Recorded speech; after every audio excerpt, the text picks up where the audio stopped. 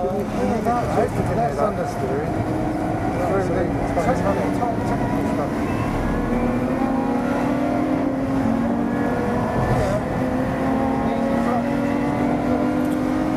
I hope you can hear that.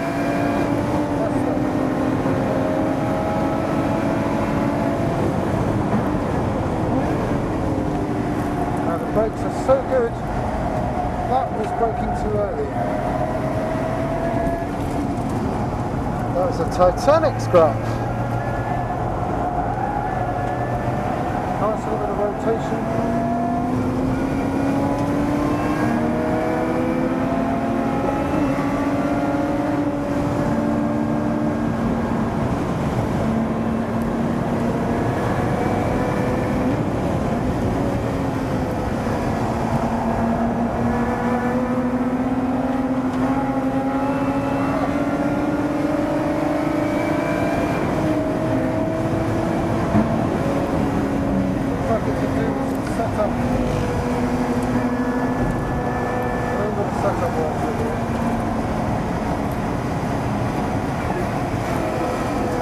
M3's on slipped, a bit of a haul looks of that.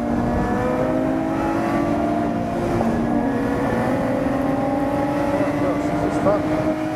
Such a noisy car though. Oh my god, it's pulling over 150 here for Stone.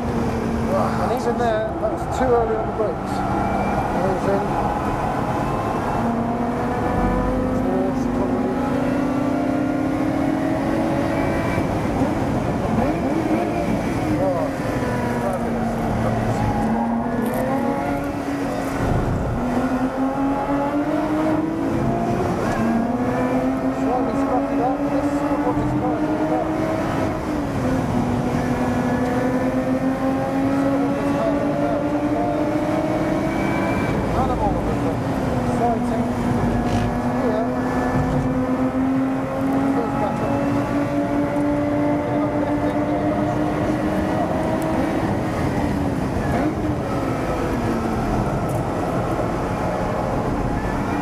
A little bit more positive on the smaller corners.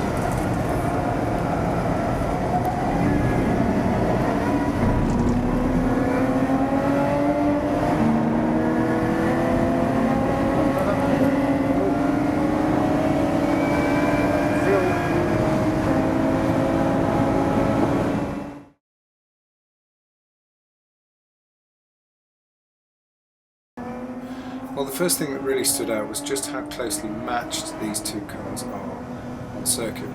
Now I had to lift in the Exige to let that 488 Challenge car go by, so it loses a bit of ground to the Evora. You can see through the very fast turns at Abbey and Farm here that being able to keep the throttle pinned keeps the Evora ahead as we turn into the tight right-hander at Village.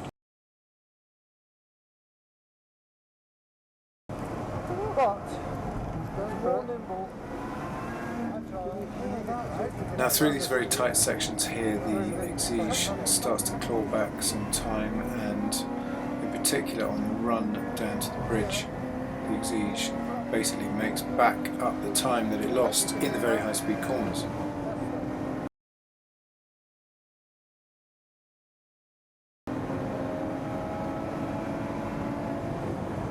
The Exige is now very slightly ahead as we turn into the left-hander at Brooklands. Now the brakes are so good, that was braking too early. That was a Titanic scrap. But just look how close they are as we accelerate down towards Woodcote. Look out for the white line under each wing mirror.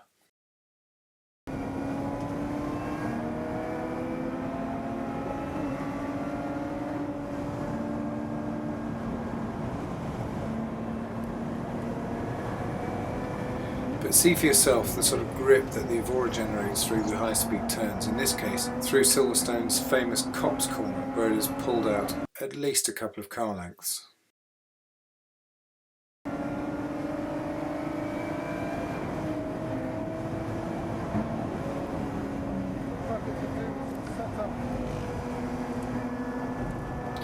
So even though I made a complete hash of the complex at Silverstone here in the Evora, the delay behind the M3 and the Exige meant that I had to freeze frame the Evora video to give the Exige a chance to catch up.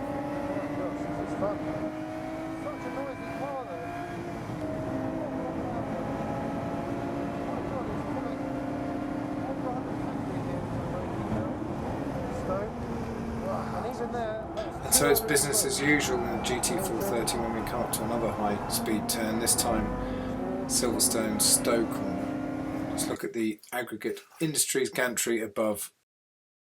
And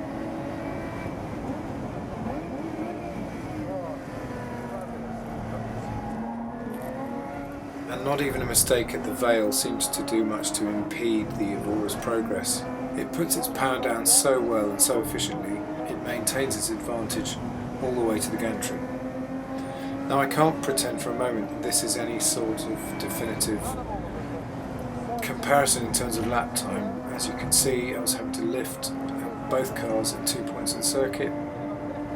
There were also various hold-ups, as you will get on a regular track day.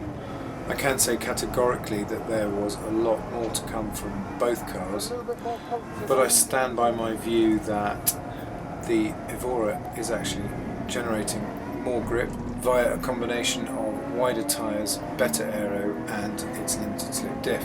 However, I maintain that the Exige is quicker down the straights and on the brakes. I would still expect the Exige to ultimately set the fastest lap time, but it's really astonishing how close the Evora gets to it, given it's carrying 200 more kilos with the same engine.